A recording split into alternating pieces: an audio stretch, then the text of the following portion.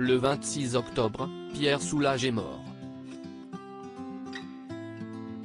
L'illustre peintre nous a quittés quelques jours après avoir célébré son anniversaire de mariage, à l'âge de 102 ans, à Nîmes.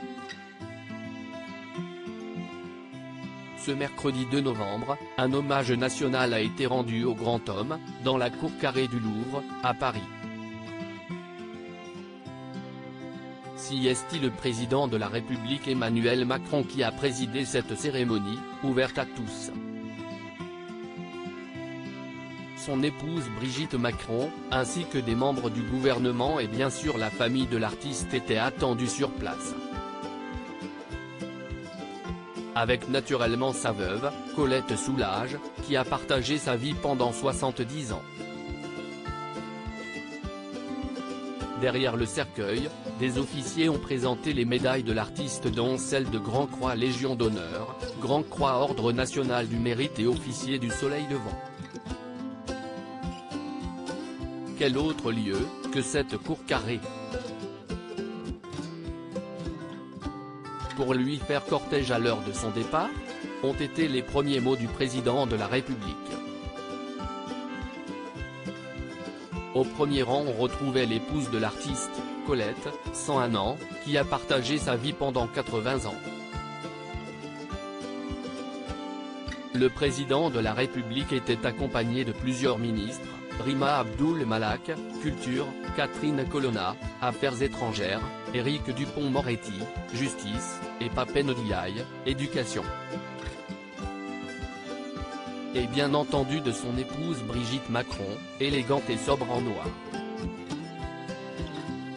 Roselyne Bachelot était elle aussi présente.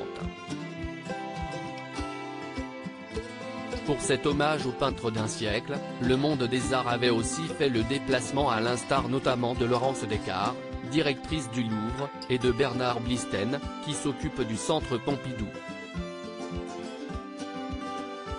François et Marie-Vonne Pinault, ainsi que Jean Nouvel étaient eux aussi présents.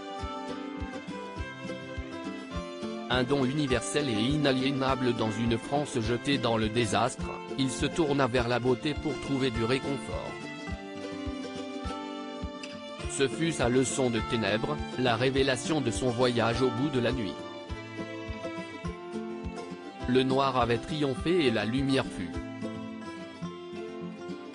Ils ne sont pas nombreux les peintres qui ont donné leur nom à une couleur. Alors en ce jour, la nation porte le noir du deuil, mais Pierre Soulages nous a appris à y déceler la lumière. Si est-il le don universel et inaliénable qu'il nous a fait. Pour cela, merci, a-t-il notamment ajouté, avant de s'avancer au pied de la dépouille après son discours. La sonnerie aux morts a été interprétée dans la foulée par les instrumentistes de la garde républicaine, et après une minute de silence, la Marseillaise a été entonnée par le chœur de l'armée française.